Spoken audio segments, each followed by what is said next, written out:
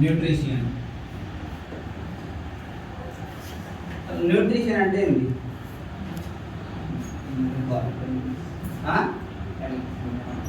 Vitamins, carbohydrates, lipids. Okay. The process of taking food in food, converting vitamins and energy, energy and vitamin nutrients, vitamin nutrients, vitamin nutrients అంటే ఏంటి? Energy మనకి ఎందుకోసం use అవుతుంది?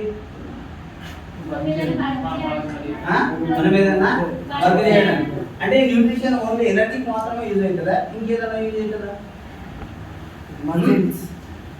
And second, repair the damage cells.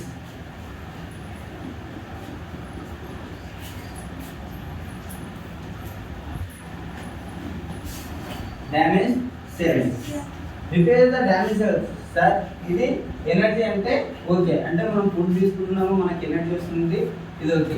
మరి repair the damage cells అంటే ఏంటి? అంటే ఏంటి? మనకు ఎప్పుడైనా కింద పడతాం, కింద పడ్డప్పుడు దెబ్బ తగులుతుంది, దెబ్బ తగిలినప్పుడు ఏమవుతుంది అంటే అది మళ్ళీ గాయం మాసిపోతుంది కదా. అది అది అంటే ఏది?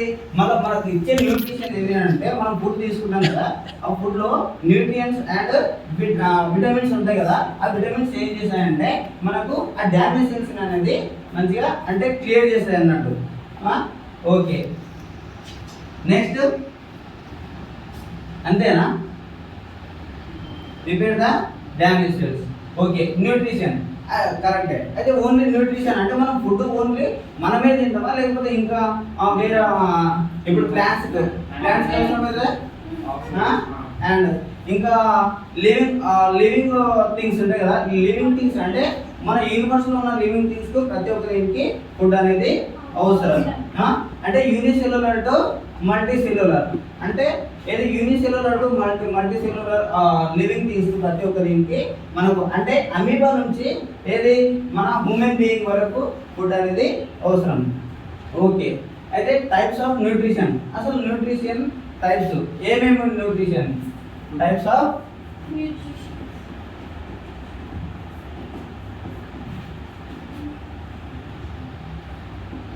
Nutrition. Autotrophic nutrition, heterotrophic nutrition, autotrophic nutrition and heterotrophic nutrition. మీకు ఆల్రెడీ ఇంతకుముందు తెలుసు అనుకుంటా. ఆటోట్రోపిక్ న్యూట్రిషన్ అంటే ఏంది, హెటరోట్రోపిక్ న్యూట్రిషన్ అంటే ఏంది?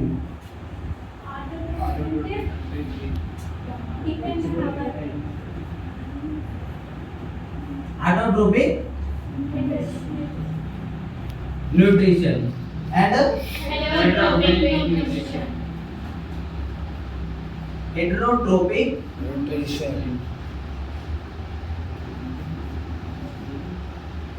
nutrition. Organisms which are capable to prepare by own food. అంటే ఏంది? ఈ ఆటోట్రోపిక్, ఆటో అంటే ఏంది? సెల్ఫ్. ఈ ఆటోట్రోపిక్ న్యూట్రిషన్స్ ఏం చేస్తా అంటే సెల్ఫ్ గా ఫుడ్ ని ప్రిపేర్ చేస్తాయి. ఎగ్జాంపుల్ ఏంటి? Plants and some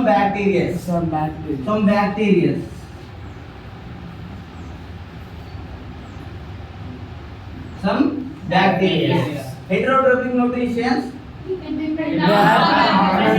depending on organisms which are cannot capable. అంటే ఏంది?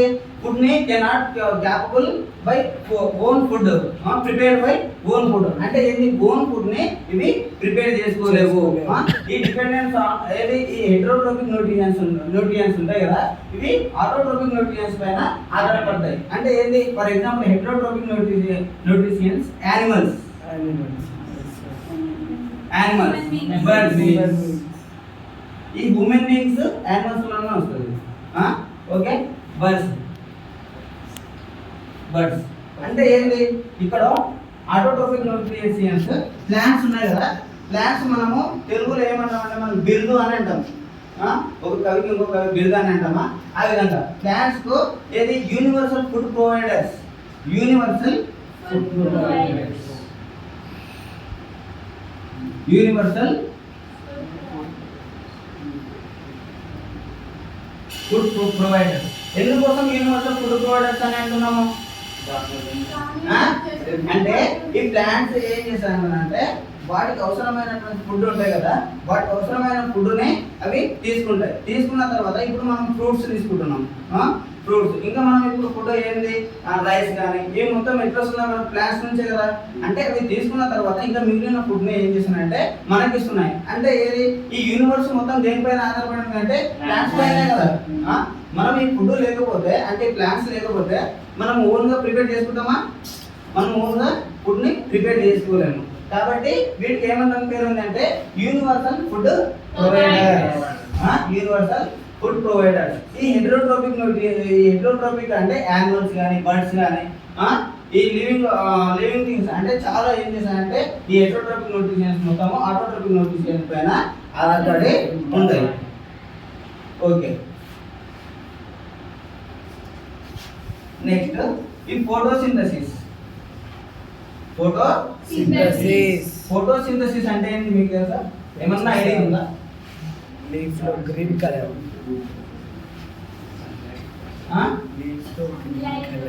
సన్లైట్, CO2, వాటర్,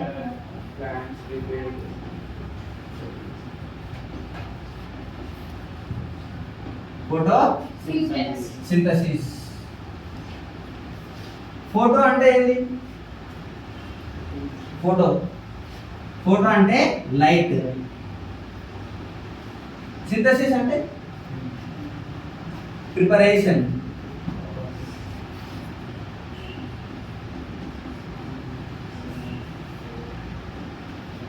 సింథసిస్ అంటే ఏంది? ప్రిపరేషన్. అంటే దీంట్లో వల్ల మీనింగ్ ఉంది చూడండి. ఫోటోసింథసిస్ అంటే ఈ లైట్ ద్వారా ఏం చేస్తుంది? ఫుడ్ ని ప్రిపేర్ చేస్తుంది. ఏం ప్రిపేర్ చేసుకుంటాయి? ప్లాంట్స్ దేన్ని యూజ్ చేసుకొని ప్రిపేర్ చేసుకుంటాయి? సన్లైట్. ఓన్లీ సన్లైట్ ఒకటేనా? అయితే వాటర్ H2O అండ్ CO2 ఇంకా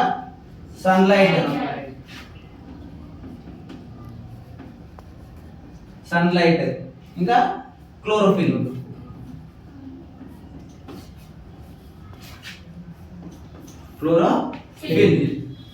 ఇక్కడ క్లోరోఫిల్ అనేది గ్రీన్ పిగ్మెంట్. దేంట్లో ఉంటది? లీఫ్ లో ఇది గ్రీన్ పిగ్మెంట్. అంటే ఏది? దీని ద్వారా అనేది మనకు గ్రీన్ కలర్ లో కనిపిస్తుంది. లీఫ్ అనేది గ్రీన్ కలర్ లో ఉండడానికి ఒక రీజన్ ఏంటంటే ఇది క్లోరోఫిల్ ఉండడం వల్ల అనేది గ్రీన్ కలర్ లో మనకు కనిపిస్తుంది. అసలు ఈ ఇది ఆక్సిజన్, ఇది కార్బన్ డైఆక్సైడ్ అండ్ H2O, ఈ సన్లైట్ ఇవి మొత్తం ఎక్కడి నుంచి మనకు అట్మాస్ఫియర్ నుంచి వస్తాయి. ఏది మన వాతావరణం నుంచి కానీ ఏది CO2 కానీ H2O కానీ ఇవి వస్తాయి. అయితే H2O ఏంది? వాటర్ అనేది రూట్స్ ఉంటాయి కదా, ప్లాంట్ యొక్క రూట్స్ ఉంటాయి కదా, ఆ రూట్ నుంచి ఈ యొక్క వాటర్ అనేది అబ్జర్వ్ చేసుకుంటాం. ఆస్మోసిస్ ద్వారా ఇవి అబ్జర్వ్ చేసుకుంటాయి. నెక్స్ట్ సన్లైట్ ఏంది? సన్ నుంచి ఆ యొక్క ఫోటో అంటే ఏది వెలుతురు వస్తుంది కదా, అది ఈ యొక్క క్లోరోఫిల్ లోపల పడడం వల్ల ఇంకోటి ఈ CO2 యూజ్ చేసుకుంటాయి. అయితే దీన్ని ఫస్ట్ మనకు ఏది CB1 నియల్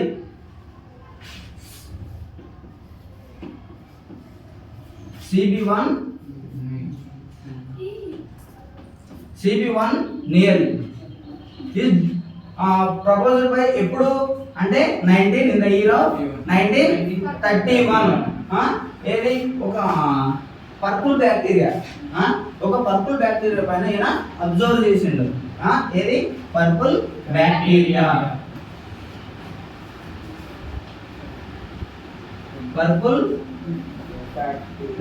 సల్ఫర్ బ్యాక్టీరియా. బ్యాక్టీరియా పైన ఎవరు ఈయన CP1 ఇయర్ అన్నట్టయినా ఇన్ ద ఇయర్ ఆఫ్ 1931 లో ఈయన అబ్జర్వ్ చేసింది అన్నట్టు.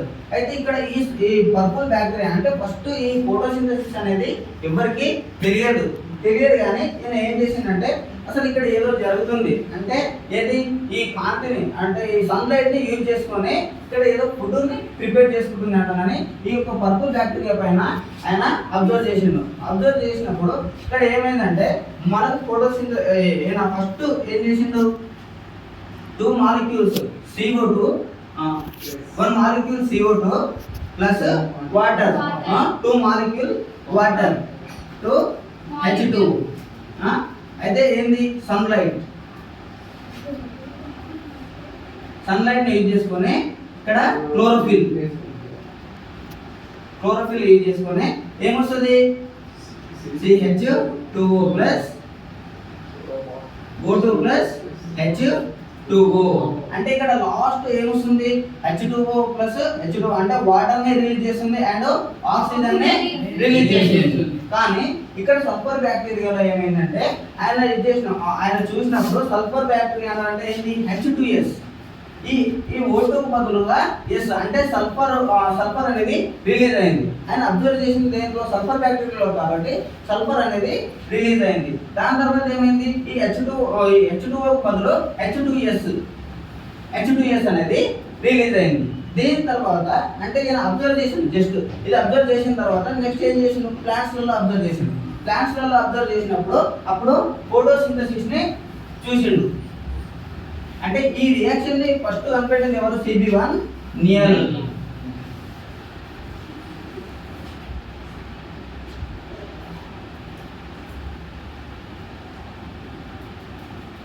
CO2 plus 12 H2O gives rise to sunlight,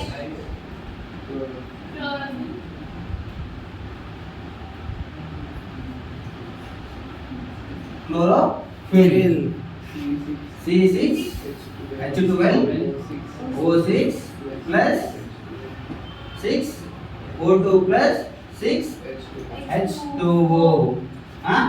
ఇక్కడ లాస్ట్ అయితే ఈయన అబ్జర్వ్ చేసింది ఏంటంటే దాంట్లో మనకు లాస్ట్ ఏం రిలీజ్ అయింది H2S సల్ఫర్ రిలీజ్. వాటర్ కి బదులు ఏం చేస్తుందంటే ఈ H2S ని తీసుకుంటది. H2S ని తీసుకోవడం వల్ల అది రిలీజ్ చేసుకుంది ఏది రిలీజ్ చేసింది సల్ఫర్ ని అండ్ H2S ని రిలీజ్ చేసింది. ఇక్కడ మనం ఏం చేసుకుంటున్నాము కార్బన్ డయాక్సైడ్ అండ్ వాటర్ ఈ రెండుని తీసుకోవడం వల్ల అంటే ఇదేంటి క్లోరోఫిల్ తీసుకుంటారు అన్నట్టు. ఈ క్లోరోఫిల్ అబ్జర్వ్ చేసుకొని ఈ యొక్క సన్లైట్ ద్వారా ఏమైందంటే మనకు ఇది glucose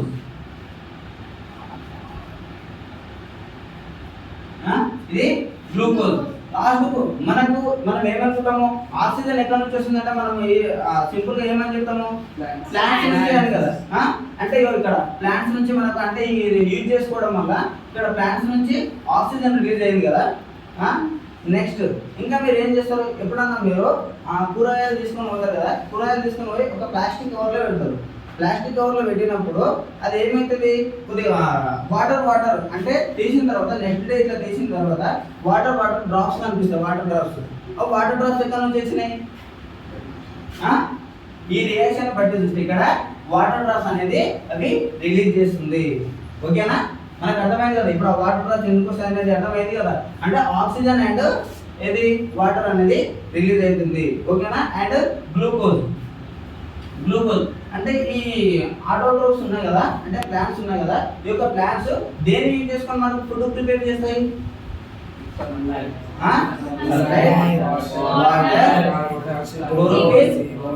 and carbon dioxide. Okay ఈ యొక్క కార్బన్ డయాక్సైడ్ ఉంది కదా. కార్బన్ డయాక్సైడ్ అంటే ఇప్పుడు మనకు ఏది వెహికల్స్ ఉంటాయి కదా.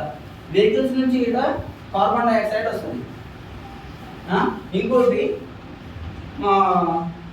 మనకు నైట్ టైంలో అంటే ఊర్లలో కానీ అట్లా నైట్ టైంలో చెట్ల కింద వండుకోవద్దు అంటామని అంటారు.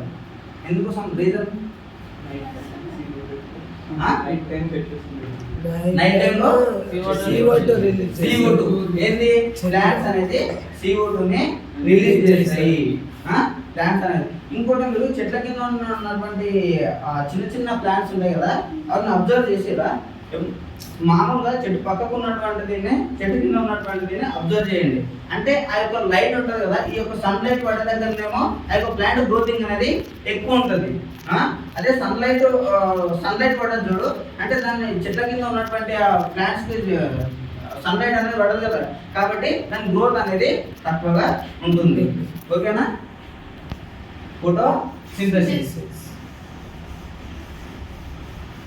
Next starch. అంటే ఈ యొక్క ఫోటోసింథసిస్ లా మనకు ఈ స్టార్చ్ అనేది ఒక ఇంకోటి మనకు ఆక్సిజన్ ఉంది కదా, ఆక్సిజన్ ని ఎవరు జోసెఫ్ ప్రిస్లే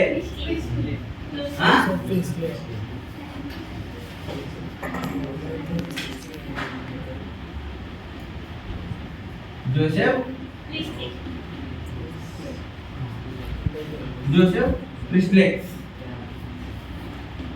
ఈయన ఏం చేసిందంటే 1770 ఇన్ ద ఇయర్ ఆఫ్ 1770 లో ఎక్స్పెరిమెంట్ చేసిండు.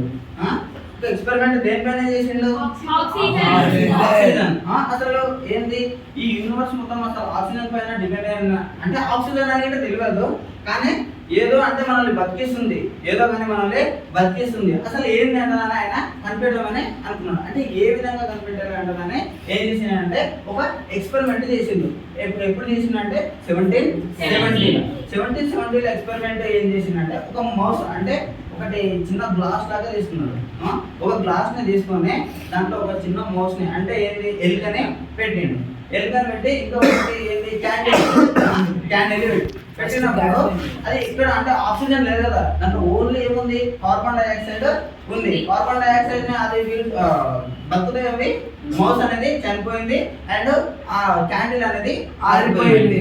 ఆరిపోయిన తర్వాత నెక్స్ట్ ఏం చేసిండు? ఇంకోటి తీసుకున్నాడు. ఇంకోటి తీసుకొని ఏం చేసిండంటే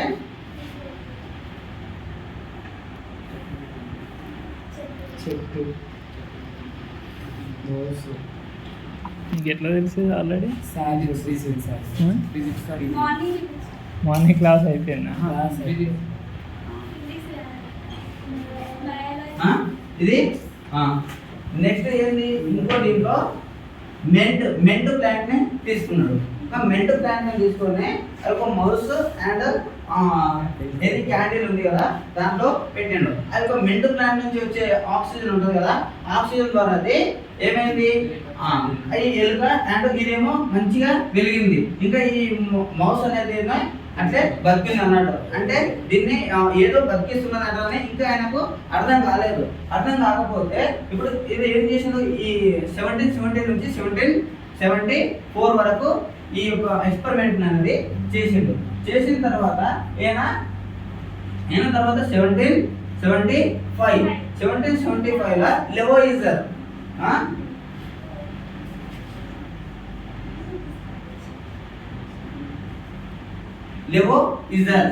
లెవోయిజర్ అనే సైంటిస్ట్ ఏం చేసిందంటే దీనికి నేమ్ ఆక్సిజన్ అనే నేమ్ పేరుని పెట్టిండు. ఓకేనా?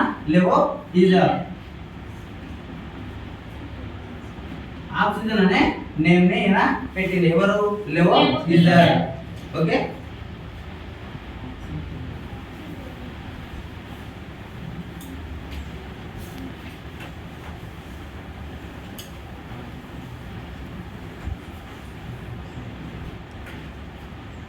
Next activity. యాక్టివిటీ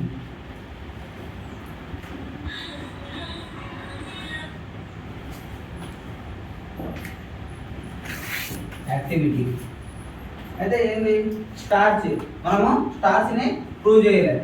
అసలు మనం ఏంది ఈ యొక్క గ్రీన్ పిగ్మెంట్ ద్వారా అవి ఏంది స్టార్చ్ ని కలెక్ట్ చేసుకుంటున్నాయంటే ప్రిపేర్ చేస్తున్నాయి, ఫుడ్ ని ప్రిపేర్ చేస్తున్నాయంటే మనము అనుకుంటున్నాము. కానీ అసలు ఆ స్టార్చ్ ని ఎట్లా ప్రిపేర్ చేస్తున్నాయంటే మనము ఒక చిన్న ఎక్స్పెరిమెంట్ ద్వారా యాక్టివిటీ ద్వారా మనము తెలుసుకోవాలి. అయితే ఆ యాక్టివిటీ ఏంది? మీకు ఇంకోటి యాక్టివిటీస్ ఎట్లా ఉంటాయంటే ఫస్ట్ ఒక ప్రొసీజర్ ఉంటుంది. ఆ ప్రొసీజర్ ద్వారా ఫస్ట్ ఏంది? Aim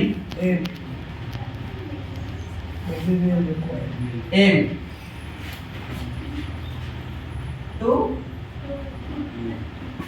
prove the starch in leaves. Leaves.